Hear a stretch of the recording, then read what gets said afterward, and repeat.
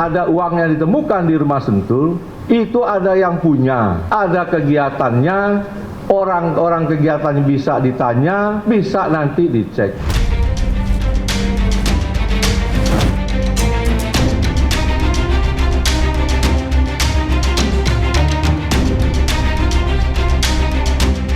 Meskipun proses penyelidikan diketahui masih berlanjut, namun tidak ada garis kepolisian yang terpasang di area kafe dan resto The Clan di kawasan Jakarta Selatan ini.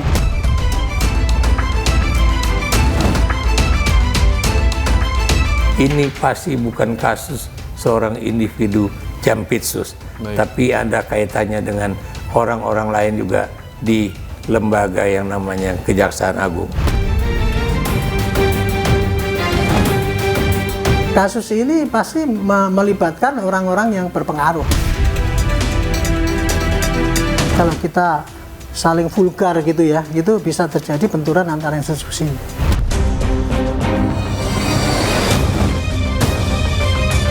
Aparat penegak hukum yang tidak dipercaya publik adalah kerusakan tertinggi dari sebuah institusi penegakan hukum.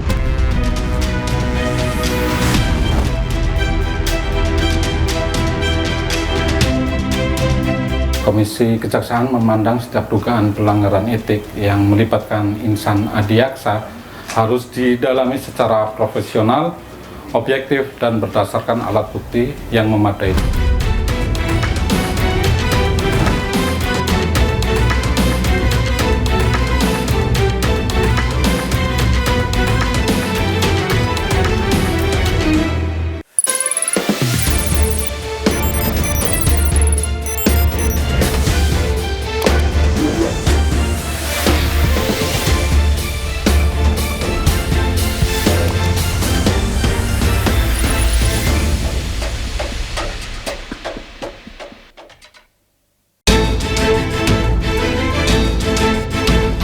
Uang tunai dan puluhan kilogram emas ditemukan polisi di rumah seorang pejabat kejaksaan bernama Febri Ardiansyah terkait 3 kasus korupsi besar.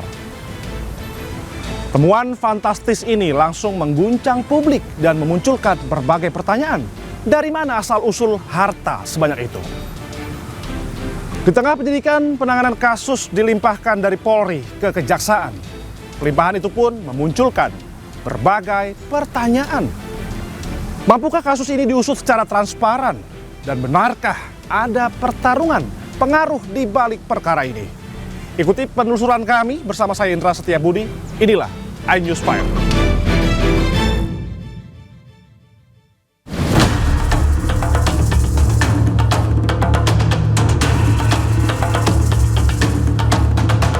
Sabtu 11 Juli 2026, polisi telah menetapkan mantan Jaksa Agung Muda Bidang Tindak Pidana Khusus Kejaksaan Agung Febri Ardiansyah sebagai tersangka kasus dugaan tindak pidana korupsi dan tindak pidana pencucian uang.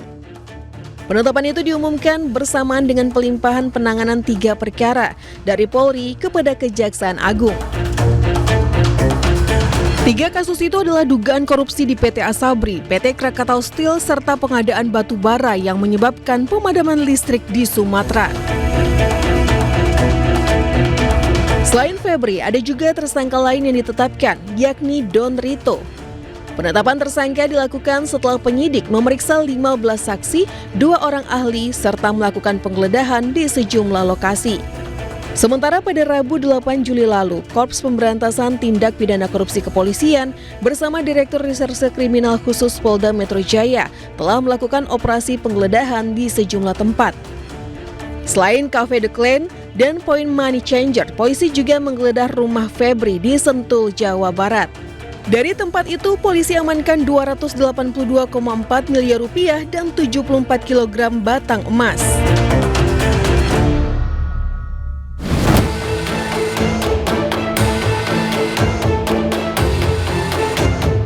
Pemirsa, kali ini saya bersama tim iNews File akan menuju kediaman mantan Jampitsus Febri Ardiansyah di kawasan Sentul, Bogor, di mana pada 8 Juli lalu ini Kortas Tipikor Polri melakukan penggeledahan di rumah tersebut Bagaimanakah situasi terkini? Ikuti terus perjalanan kami.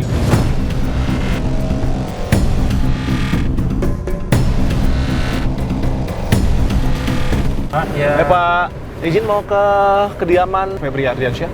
Dari Ainus. Iya. Febri Ardiansyah. Jampitsus, Pak. Jampitsus. Udah ada janjinya. Kan udah nggak ada laporannya biasa. Laporan biasa kita kayak kemarin. Kondisi terkini aja, Pak. Pengen tahu kondisi terkini aja di rumah kediaman Jampitsus. Masih boleh, Pak? Kemarin masih boleh, Pak. Oh, kemarin iya, kalau sekarang udah nggak boleh. Arahan dari siapa tuh, Pak? Dari SKC, dari Sentul City nggak boleh. Dari manajemen kita. Oh, dari manajemen. Oh, dari manajemen ya. Oke. Izin aja, Pak ya. Kita putar kalau gitu, Pak ya. Oke, makasih ya, Pak. Cepat aja, Pak. Oke.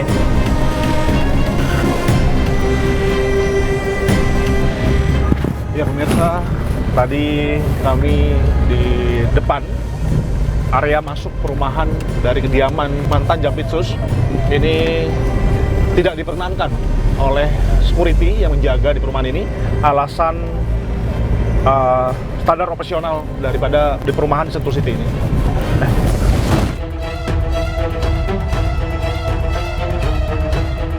Ya pemirsa, saat ini saya bersama tim Ainus File sudah berada di kawasan Cilandak Tengah, Cipete, Jakarta Selatan. Tepatnya di depan kafe The Clan Signature. Kafe ini menjadi salah satu yang digeledah oleh tim gabungan Korps Pemberantasan Tindak Pidana Korupsi Polri atau Tipikor Polri pada Rabu 8 Juli lalu terkait kasus dugaan korupsi dan TPPU yang melibatkan mantan Jampitsus Kejaksaan Agung Febri Ardiansyah. Kami akan ajak Anda untuk melihat lebih dekat situasi terkini pasca terjadinya penggeledahan yang dilakukan oleh Tipikor Polri pada 8 Juli lalu. Ikuti saya.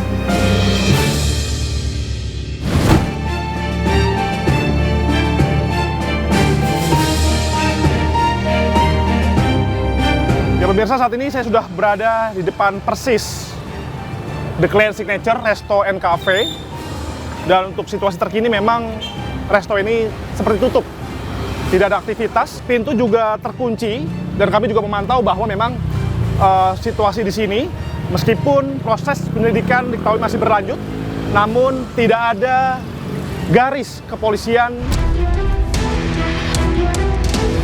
yang terpasang di area kafe dan resto The Clan di kawasan Jakarta Selatan ini. Untuk sini memang tidak ada aktivitas jual beli ya, secara online maupun offline. Tapi kami melihat masih ada security yang mengamani area The Clan Signature ini. Kami akan coba bertanya kepada penjaga daripada kafe dan resto ini.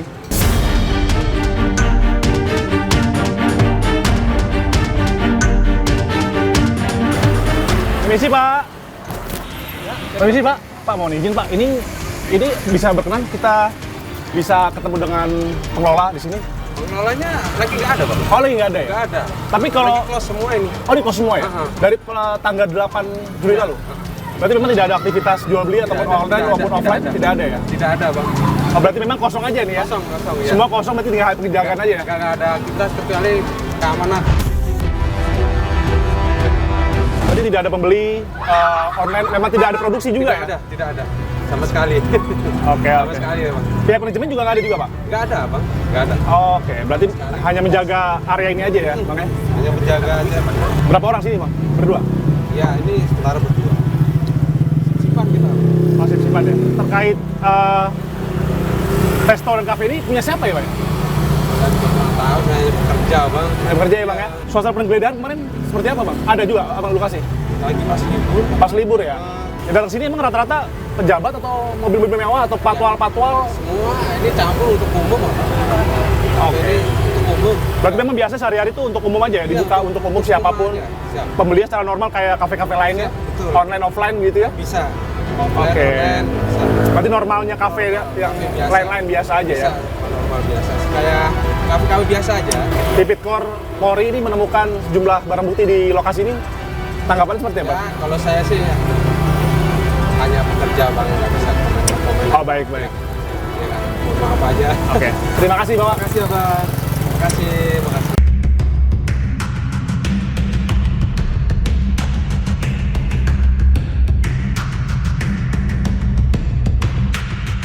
Ya pemirsa, tadi kami juga sempat melihat secara langsung untuk mencari tahu dan membenarkan apa yang security katakan, bahwa memang untuk di kafe dan resto di The Clan di wilayah Cipete Jakarta Selatan ini memang tidak ada aktivitas dan memang hanya ada penjagaan security saja yang bertugas secara shift-shiftan. Dan kami juga memantau tadi, ini untuk situasi dalam hanya ada beberapa kendaraan motor dan satu mobil, dan juga memang untuk di sini masih terjaga kebersihannya untuk di dalam. Dan kami juga memantau secara langsung di lokasi untuk di area The Clan Signature Cafe and Resto ini memang posisinya sangat strategis. Data yang kami himpun memang untuk area ini selalu ramai 24 jam. Dan memang di sini juga terletak banyak sekali makanan-makanan cepat saji ataupun restoran cepat saji, dan juga di samping sebelah kiri dari tempat kami melaporkan ini ada sekolah SMP. Dan di seberang ini juga banyak sekali kafe-kafe dan juga resto-resto, dan memang untuk lokasi ini sangat strategis sekali. Dan saya akan mencari tahu informasi dari para pedagang yang berada di sekitar dekat sekali dengan The Clan Signature Resto and Cafe. Sepertinya biasanya memang pedagang ini setiap harinya berjualan di area kafe. Tahu nggak Mas, sempat terjadi 8 Juli kemarin ada penggeledahan rame-rame. Mas masih jualan di sini nggak? Masih. Terus gimana Mas? Rame banget atau seperti apa situasi waktu itu Mas? Ya rame banget Bang. Apa aja yang Mas lihat di sini? Aparat sama Brimob sama itu marinir. Pasca digeledah, ini memang tutup dari tanggal 8 kemarin sampai sekarang atau seperti apa Mas? Dari itu pas digeledah itu. Memang udah nggak, Mas nggak melihat aktivitas sama sekali di sini ya? Nggak melihat. Memang tutup sama sekali ya? Ya. Emang sepi-sepi aja atau masih ada aktivitas? Tapi masih ada itu pegawainya di dalam. Masih ada pegawai-pegawainya Ya. aja ya? Masih sering lihat keluar-keluar ya? Oke baik Mas, terima kasih ya. Ya tadi kita wawancara salah satu pedagang cilok, dan memang membenarkan setiap hari memang berdagang di samping persis di The Clan Signature Resto and Cafe. Di tempat ini memang saat kejadian ini banyak sekali aparat daripada polisi, TNI maupun juga ada marinir yang mengawal dalam proses penggeledahan pada 8 Juli lalu. Dan kami akan mencari tahu lagi, mewawancarai warga maupun pedagang yang memang ada di lokasi ini saat proses penggeledahan berlangsung.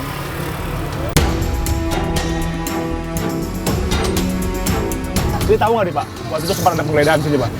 Ya tahu sih tahu, tapi hanya tahu doang. Oh tapi memang pas saat penggeledahan itu Bapak lagi di sini atau sudah pulang atau seperti apa Pak? Ya udah pulang sih. Memang udah pulang ya, tapi rame aja di situ kan? Tahu-tahu rame gitu aja. Oke, Bapak memang setiap hari di sini? Ya. Setelah penggeledahan itu, ini kafe tutup atau sempat buka? Tutup. Tidak ada aktivitas jual beli lagi Pak? Tutup. Tidak ada ya? Berarti memang dari awal tidak ada garis polisi atau seperti apa Pak? Nggak ada. Memang dari awal tidak ada? Ya begitu doang. Oke, terima kasih Bapak. Ya oke. Ke pemirsa kita coba cari tahu lagi. Isi Pak. Pak, pernah nganter ini orderan di sini? Dapat orderan di sini? Pernah sering? Pernah. Sering Pak, terima orderan di sini? Sering, iya. Oke. Bapak tahu lokasi ini pernah sempat jadi tempat lokasi penggeledahan tindak pidana itu Pak, korupsi? Belum Belum tahu, tapi memang sering ada orderan ke sini ya Pak ya? Iya sering. Tapi semenjak itu kan tanggal 8 Juli kemarin, hari Rabu 8 Juli. Semenjak itu pernah ada orderan secara online mungkin di Bapak? Kalau di sini belum pernah, kalau di tempat sana, di sana pernah. Oke, tapi pernah di sini, tapi sementara pasca 8 Juli lalu belum pernah dapat lagi orderan dari sini? Belum pernah. Belum pernah ya? Belum pernah, iya. Terima kasih Bapak. Iya. Tidak ada kejahatan korupsi yang dilakukan sendirian. Itu fatsun, itu hampir tidak terbantahkan.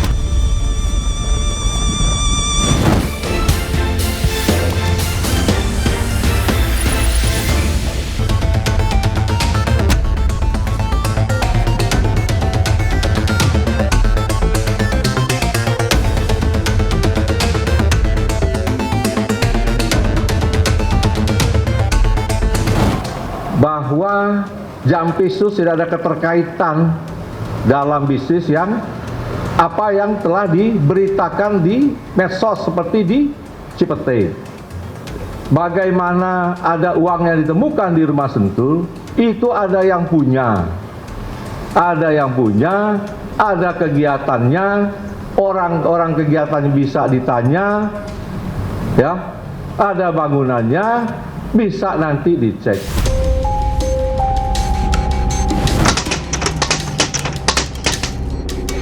Perkara ini selain menyita perhatian publik, ada banyak pertanyaan soal proses penegakan hukum kita, wabil khusus pemberantasan tindak pidana korupsi. Sebab Jaksa Agung Muda Pemberantasan Korupsi tentu adalah puncak kekuasaan tertinggi dalam upaya memberantas korupsi.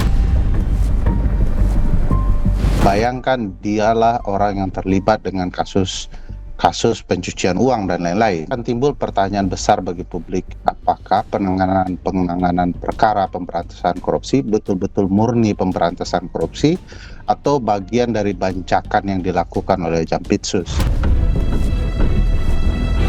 Perkara ini tidak bisa dilihat sekedar tindakan koruptif dari seorang Jampitsus, tapi kerusakan sistem pemberantasan korupsi kita.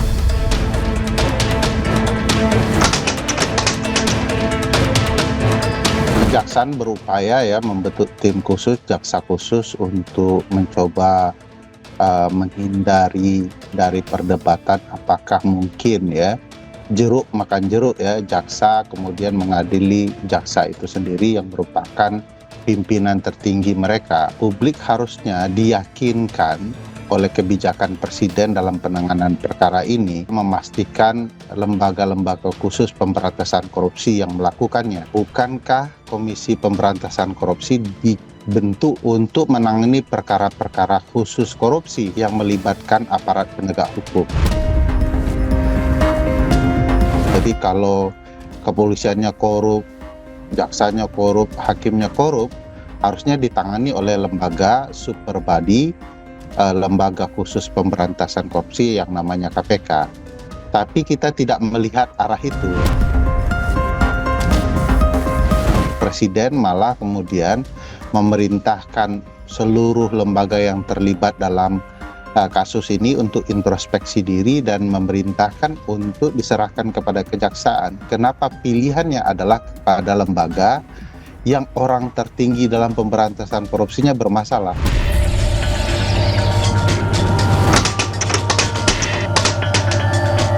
Konflik kepentingan sudah terjadi. Jaksa memeriksa jaksa, dan jaksa yang diperiksa adalah orang tertinggi. Bagi saya, mau tidak mau, jaksa tentu punya jiwa korupsnya sendiri ya. Mereka secara alamiah tentu akan melindungi nama besar kejaksaan. Pada titik itu saja sebenarnya konflik kepentingannya sudah ada dan sudah terjadi. Oleh karena itu pilihan terbaik ya menyerahkan kepada institusi lain. Dengan jaksa malah menyerahkan kepada institusi lain, sebenarnya jaksa sedang melindungi korupsnya dari sangka publik. Aparat penegak hukum yang tidak dipercaya publik adalah kerusakan tertinggi dari sebuah institusi penegakan hukum.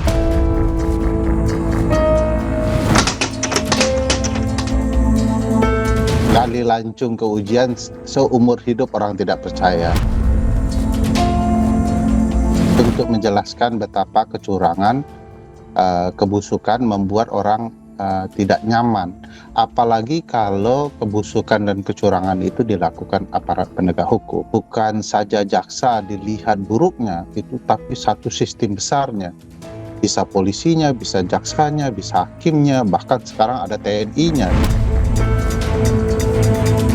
Beban bagi kejaksaan adalah memastikan ketidakpercayaan publik itu dipulihkan. Jadi tidak sekedar penanganannya, tetapi tindak lanjut ke depannya bersih-bersih di kejaksaan, tidak sekedar omon-omon, apalagi hanya sekedar salam komando.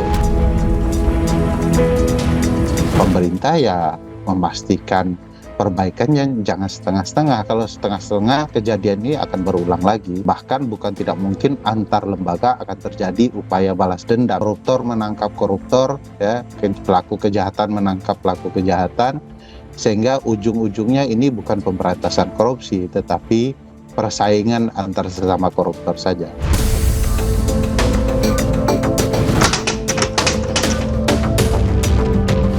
ada kejahatan korupsi yang dilakukan sendirian.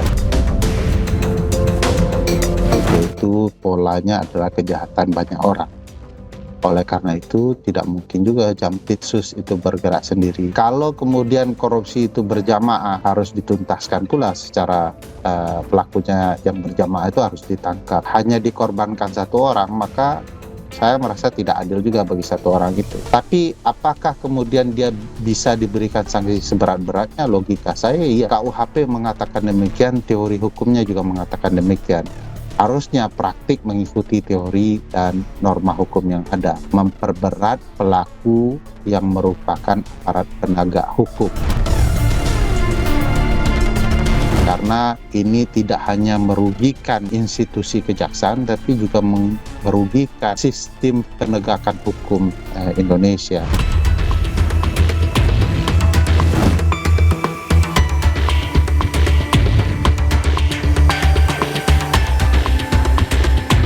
Pak, ini terkait kasus yang menjerat mantan Jampitsus Febri Ardiansyah. Apakah ada indikasi terkait pelanggaran etik yang perlu didalami dalam kasus ini, Pak? Tentunya ada pelanggaran etik. Baik. Nah, Komisi Kejaksaan memandang setiap dugaan pelanggaran etik yang melibatkan insan adiaksa harus didalami secara profesional, objektif, dan berdasarkan alat bukti yang memadai. Apabila terdapat dugaan yang penyalahgunaan jabatan atau yang berbenturan dengan kepentingan, pelanggaran integritas ataupun perilaku yang bertentangan dengan kode perilaku jaksa, maka hal tersebut menjadi ranah pemeriksaan etik yang perlu dilakukan melalui mekanisme Majelis Kehormatan Jaksa atau MKJ. Dalam menangani kasus ini awalnya adalah Kortas Tipikor Polri ya. Namun dialihkan ataupun dipindahkan ke kejaksaan. Ini menurut Komjak gimana, Pak? Ini merupakan win-win solution. Penyidikan yang dilakukan oleh Polri kemudian diserahkan secara administrasi kepada kejaksaan. Kejaksaan dalam hal ini Jampitsus telah menerbitkan sprindik baru. Artinya semuanya kembali dari nol. Namun tahapan-tahapan yang sudah dilakukan tentunya itu bisa dikaji ulang lagi menjadikan alat bukti. Kemudian tahapan-tahapan berikutnya tentunya kita harus tetap berpegangan dalam hukum acara pidana. Adapun apakah perkara tersebut semestinya ditangani oleh KPK? Hal itu bergantung pada terpenuhnya kewenangan KPK. Bahwa dalam penyidikan yang tengah dilakukan oleh Kejaksaan Agung juga telah berkoordinasi dengan KPK. Artinya kewenangan KPK di situ sudah turut serta melakukan pengawasan, bisa melakukan supervisi. Ketika penyidik menemukan uang tunai dan logam mulia di sejumlah lokasi, Pak, apakah Komjak akan mendorong evaluasi menyeluruh terhadap sistem pengawasan di Korps Adiaksa nih, Pak? Tentu terlepas dari siapapun pihak yang sedang diperiksa, peristiwa seperti ini harus dijadikan momentum untuk melakukan evaluasi menyeluruh terhadap SDM maupun tata kelola organisasi di kejaksaan.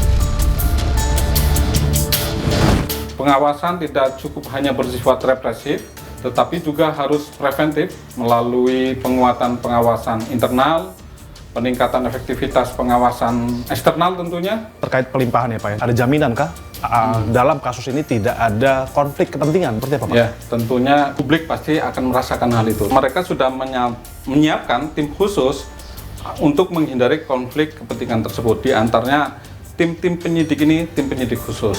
Mereka tidak pernah secara garis komando berkaitan langsung dengan mantan Jampitsus. Apa sih langkah ke depan Pak agar hal serupa ataupun kasus serupa tidak akan terjadi lagi ke depannya, seperti apa Pak? Komisi Kejaksaan akan terus mendorong reformasi kelembagaan kejaksaan secara menyeluruh, karena memang visi kami adalah optimalisasi kinerja kejaksaan.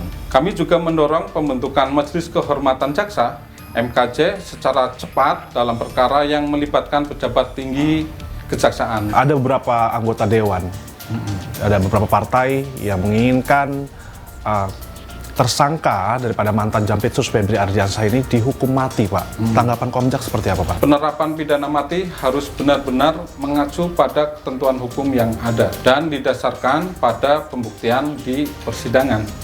Yang terpenting saat ini adalah memastikan proses penyidikan, penuntutan, dan persidangan berlangsung secara profesional, objektif, serta bebas dari intervensi. Siapapun jabatannya, apabila terbukti bersalah, maka yang bersangkutan harus mempertanggungjawabkan perbuatannya.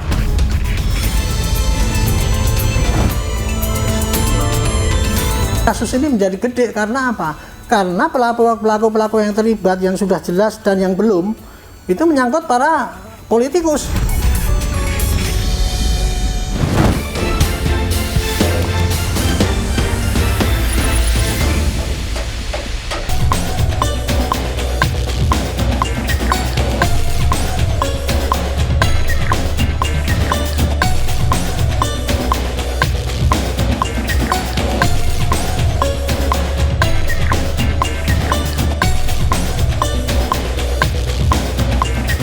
Kemudian kita juga telah menetapkan saudara FA dalam perkara dugaan tindak pidana korupsi dan atau tindak pidana pencucian uang dalam proses penanganan hukum oleh pegawai negeri atau oknum penyelenggara negara dalam perkara PT Asabri dan atau tindak pidana korupsi lainnya.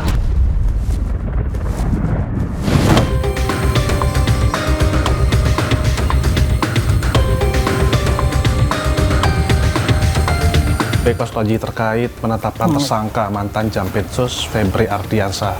Menurut tanggapan Pak Sutaji seperti apa nih Pak? Saya apresiasi ya dengan polisi, dia bisa menemukan barang bukti yang sedemikian spektakuler gitu dan beberapa titik dan bisa tepat, bisa kecepatan buka berangkas dan sebagainya. Tapi kemarin itu polisi kemudian kelihatannya kok agak ragu-ragu kan ya. Betul. Kok tidak menemukan tersangkanya begitu. Itu bukan karena polisi takut, tetapi dia menjaga kehati-hatian itu jangan sampai nanti keberhasilan ini malah menjadi titik balik kegagalan, karena yang kita hadapi adalah tokoh dari kejaksaan yang tahu persis apakah prosedur hukum ini benar apa tidak gitu. Kalau ada celah dikit saja dia pasti akan menangkis dengan jurus bahwa ini melanggar aturan. Kalau itu terjadi artinya percuma kita mendapatkan temuan yang besar itu. Makanya dia hati-hati. Polisi kan tugasnya kan bukan hanya menegakkan hukum, menjaga kamtipmas kan. Baik. Dia tahu bahwa itu situasinya ini kalau kita saling vulgar gitu ya, itu bisa terjadi benturan antara institusi. Kemudian tiba-tiba ada perintah diserahkan kepada, dilimpahkan itu kan istilah dari para kuhap. Ya. Kalau berkas itu sudah selesai, sudah B21, baru dilimpahkan kepada jaksa. Dulunya disidik oleh penyidik, sudah dinyatakan selesai, dilimpahkan ke jaksa yang namanya dilimpahkan. Tapi kemarin tuh diperintahkan diserahkan kepada jaksa proses selanjutnya. Jadi ini memang tidak ada di dalam KUHP. Kalau ini kan bukan dilimpahkan, hanya suruh diserahkan. Apalagi dengan diserahkannya itu juga saya tanya pada penyidik, ternyata penyidik masih bisa melakukan penyidikan untuk melengkapi ini. Jadi ini suatu terobosan menurut saya. Yang namanya pelaksanaan hukum di lapangan itu, selama saya jadi penyidik itu hampir tidak ada semua yang sesuai dengan prosedur hukum yang ada tuh, hampir tidak ada Pak. Karena bukti yang kemarin itu yang ditangkap kemarin itu kan berkaitan dengan 3 korupsi kan, korupsi Krakatau Steel atau Jiwasraya atau apa kemarin itu kan. Ya. Ini kasus yang pernah ditangani oleh jaksa 2 tahun yang lalu itu. Tuduhan korupsi yang dilakukan oleh Jampitsus itu bukan korupsi itu pada 3 ini, tetapi itu ada kasus proses daripada kasus penyimpanan hasil korupsi lah. Makanya kemarin itu sebetulnya yang ditangani polisi kemarin itu tindakan dalam rangka mengungkap kasus TPPU. Kenapa di Kejaksa, kenapa tidak KPK? Tanggapan Pak Sutaji seperti apa Pak? Secara teoritis ya, KPK itu mempunyai kewenangan ya untuk mensupervisi dan kadang-kadang bahkan bisa mengambil alih untuk kasus korupsi yang ditangani oleh lembaga lain apabila diduga kasus itu penyelesaiannya tidak benar misalkan. Tetapi kemarin saya dengar dari pernyataan KPK sendiri, dia bilang kita tidak bisa menentukan pengambil alihan itu hanya berdasarkan asumsi, sehingga dia tidak mengambil alih gitu. Terkait penjagaan di rumah mantan Jampitsus oleh TNI, tanggapan Pak Sutaji seperti apa Pak? Begitu Pak Jampitsus itu mengundurkan diri ya, dia sudah bukan pejabat kan, penjagaan di situ secara resmi ditarik.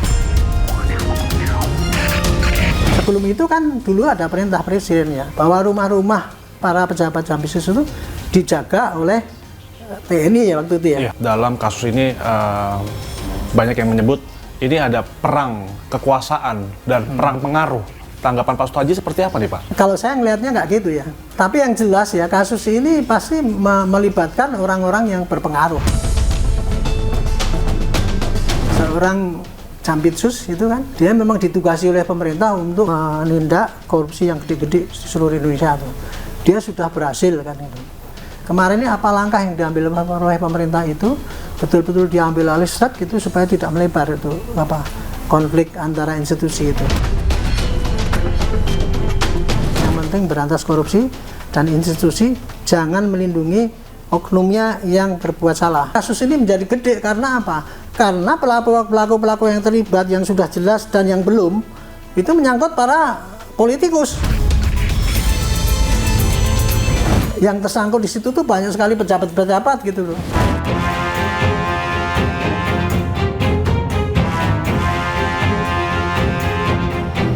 Bagaimana Prof nih menyikapi dari pelimpahan berkas perkara ini dalam kasus Febri Ardiansyah? Jangan karena ada alasan bahwa terjadi sinergi antara polisi dengan Kejaksaan Agung, lalu kemudian yang namanya penyidikan dalam kasus ini kemudian dilimpahkan kepada Kejaksaan Agung. Pertanyaan saya, adakah itu di dalam kamus Undang-Undang Hukum Acara Pidana? Ini masalah pelanggaran hukum. Baik. Dari KUHP yang kita tahu sudah ada. Itu yang namanya polisi, itu adalah melakukan penyelidikan dan penyidikan, dan kalau udah penuh ya, udah P21 istilahnya, itu lalu diberikan kepada kejaksaan. Pertanyaan saya, lalu siapa yang akan memfollow up penyelidikan ini? Ini belum tuntas dan ini juga belum P21. Bagaimana kemudian langsung diserahkan kepada kejaksaan ya? Termasuk apa yang disebut dengan bukti-bukti dari penyidikan polisi itu. Siapa yang kemudian akan menjamin bahwa bukti-bukti itu tidak akan terseser? Bagaimana bisa terjadi sebuah transparansi yang benar-benar transparan ya? Karena biar bagaimanapun kejaksaan pastinya tidak mungkin membuka segala-galanya. Yang namanya Jampitsus itu adalah memiliki suatu posisi yang cukup tinggi di dalam Kejaksaan Agung. Siapa yang akan melakukan penyidikan? Anak buah dia, dan kita tahu ini bukan persoalan individu. Karena yang namanya Febri Ardiansyah, ini pasti dia memiliki teman-teman di dalam melakukan kegiatan tersebut. Penyelesaian kasus ini benar-benar bisa transparan dan kredibel. Hanya dengan cara itu masyarakat bisa melihat dan percaya. Dugaan korupsi Jampitsus ini menurut Profesor Ikrar ini murni soal masalah hukum atau ada unsur politiknya? Ini adalah kasus hukum. Inilah yang harusnya kita awali dari penanganan kasus-kasus korupsi ya pada tingkatan atas ya. Kenapa? Jampitsus ini adalah posisi yang cukup tinggi, dan memang kita juga mendengar bahwa ini ada kaitannya dengan pertarungan politik katanya antara Jokowi dengan Prabowo Subianto dengan alasan-alasan apapun, tapi yang lagi-lagi kita ingin tahu itu adalah bagaimana kasus korupsi yang jumlahnya sampai ratusan miliar rupiah ya, dalam kasus misalnya Timah, Krakatau Steel, dalam kasus Asabri, kemudian dalam kasus Jiwasraya. Semuanya harus kita buka gitu. Polisi mempertontonkan kepada kita, nih lihat loh, rupanya di sebuah rumah di Sentul misalkan, itu ada duit, kemudian ada juga emas Dan itu jumlahnya kalau Anda hitung ya, itu gedenya auzubillah min zalik itu. Walaupun saya masih menduga bahwa itu kan yang terlihat dengan mata telanjang ya. Bagaimana yang tidak terlihat? Dalam kasus ini, apakah ini terjadi ketegangan antara polisi maupun juga dengan Kejagung? Ya, memang terjadi ketegangan. Mengapa? Karena mereka saling tangkap. Bagaimana polisi itu merasa sakit hati ya, bahwa seorang jenderal polisi berbintang 1 ya, itu kemudian ditangkap pada Hari Bayangkara.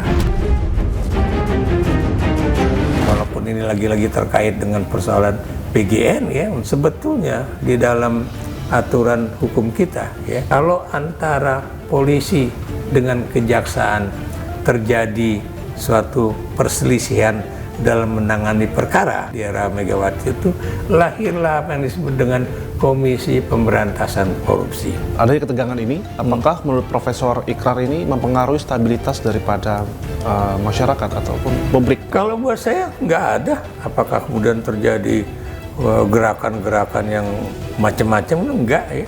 Paling tidak yang namanya masyarakat itu berharap yang namanya hukum itu jangan cuma begitu tajam ke bawah ya, tapi tumpul ke atas. Inilah harusnya menjadi awal dari pemberantasan korupsi yang kata Prabowo akan saya kejar sampai ke Antartika. Tapi kan sekarang guyonan orang, mana Antartika, itu berhenti di antar kita.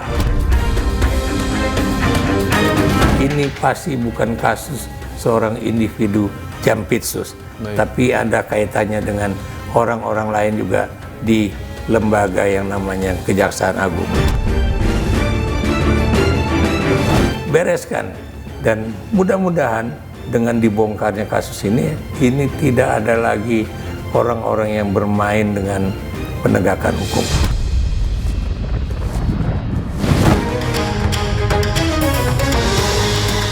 Kami tentunya sangat mengkritik keputusan tersebut begitu ya, sebab apabila kepolisian memberikan kasusnya atau melimpahkan kasusnya ke kejaksaan, maka akan ada potensi konflik kepentingan.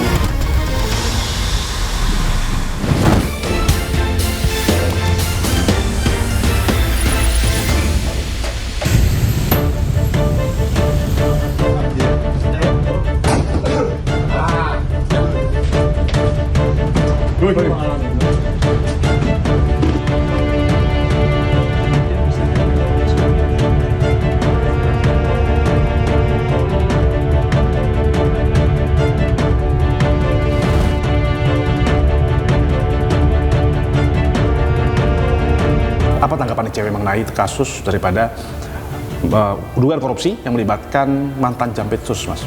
Ya, kalau kita lihat artinya ini menunjukkan adanya persoalan sistemik di dalam institusi penegak hukum, yang mana salah satu tersangka yang terlibat adalah mantan jaksa begitu ya, yang kemudian memiliki posisi sangat tinggi. Hal ini tentu menjadi penting untuk menjadi sorotan, bukan hanya bagi kepolisian atau kejaksaan, tapi juga untuk KPK dalam membongkar skandal korupsi yang terjadi di institusi kejaksaan. Kita tahu bahwa KPK berdiri salah satunya adalah untuk menindaklanjuti atau menangani perkara-perkara yang tidak dapat ditangani di institusi penegak hukum. Baik, kita tahu bersama bahwa pelimpahan ini dari yang tadi polisi ini dilimpahkan ke Kejagung. Bagaimana tanggapan ICW, Mas? Kami tentunya sangat mengkritik keputusan tersebut begitu ya, sebab apabila kepolisian memberikan kasusnya atau melimpahkan kasusnya ke kejaksaan, maka akan ada potensi konflik kepentingan yang berada di dalam proses penanganan perkara. Kami mengkhawatirkan apabila ini ditangani oleh pihak kejaksaan, maka akan ada potensi kasus ini hanya akan dilokalisir ke beberapa tersangka doang. KPK sendiri juga ini kan dibilang bukan ranah daripada KPK, karena KPK mengusut kasus-kasus tertentu. Apakah memang kasus ini tidak bisa diketahui KPK atau seperti apa, Mas? Ini yang bagi kami cacat logika. Argumentasi tersebut rasanya keliru karena memang sedari awal KPK dibentuk untuk menangani persoalan sistemik yang ada di kepolisian dan kejaksaan. Oleh sebab itu harapan kami adalah KPK ini juga mampu untuk terlibat di dalam proses penanganan perkara. Kita tidak juga boleh untuk terjebak di dalam konteks kasus korupsinya ini besar atau tidak anggarannya. Tapi juga kita penting untuk melihat siapa aktor di balik dugaan tindak pidana korupsi tersebut. Kita melihat bagaimana KPK bekerja dulu. Ketika mereka menangani kasus-kasus besar, KPK itu dapat atau mampu membongkar siapa saja aktor intelektualnya. Ketika ini dilempar kejaksaan, kami khawatir posisi Febri sebagai mantan Jampitsus ini juga memiliki pengaruh yang sangat kuat. Sehingga ketika ini dilemparkan, kita tidak punya jaminan apakah prosesnya ini akan dapat membongkar siapa saja jejaring-jejaring aktor yang dapat ditangkap begitu ya, atau dapat disidik oleh penegak hukum. Ya Mas Wana, ini kita tahu bersama bahwa memang Kortas Tipikor ya, ini berhasil mengamankan barang bukti ini banyak sekali Mas, uang tunai Indonesia ataupun juga ada USD, ada dolar Singapura, dan memang yang bikin cengang publik ini adalah penemuan dari 74 kg emas. Dan kita ketahui bersama bahwa memang sebelum ditersangkakan, Febri mantan Jampitsus ini sempat memberikan statement bahwa memang untuk daripada temuan tersebut ini bisa dipertanggungjawabkan. Gimana tanggapan ICW Mas? Apabila barang tersebut itu ditemukan di kediaman pribadinya mantan Jampitsus, maka asumsi yang muncul adalah itu merupakan kepemilikan yang bersangkutan. Berdasarkan penelusuran ICW, paling tidak LHKPN milik mantan Jampitsus itu hanya sekitar 18 miliar. 18 miliar, betul. Apabila kita coba untuk mengkonversi 74 kg emas tersebut menjadi rupiah, tentu itu lebih dari 18 miliar. Penting untuk juga ditelusuri oleh penegak hukum adalah dugaan tindak pidana pencucian uang. Dalam sejumlah kasus, emas itu seringkali dijadikan sebagai instrumen atau vehicle dalam konteks untuk menempatkan atau menyembunyikan harta kekayaan. Cara nilainya itu tidak terlalu bergeser. Kemudian yang kedua adalah mudah untuk dipindahkan. Maka mengapa penting untuk membongkar jejaringnya? Karena ketika ada kasus dugaan tindak pidana pencucian uang, ini bukan hanya melibatkan satu atau dua orang saja, pasti akan melibatkan sejumlah pihak. Negara itu juga harus melakukan upaya perampasan aset. Kejaksaan tidak berani untuk melakukan upaya tersebut karena tadi mantan Jampitsus ini memiliki kedudukan yang cukup tinggi, maka pada akhirnya kita tidak bisa percaya lagi kepada proses penegakan hukum yang ditangani oleh kejaksaan.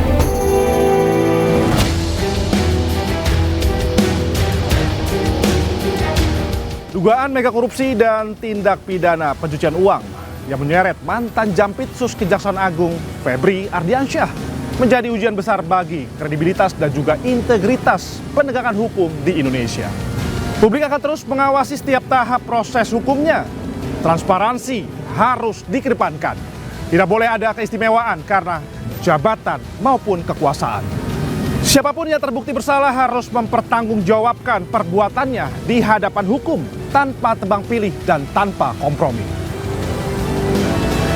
Jadi, jangan bilang Anda tidak tahu persoalan ini, karena kami sudah memberitahukannya.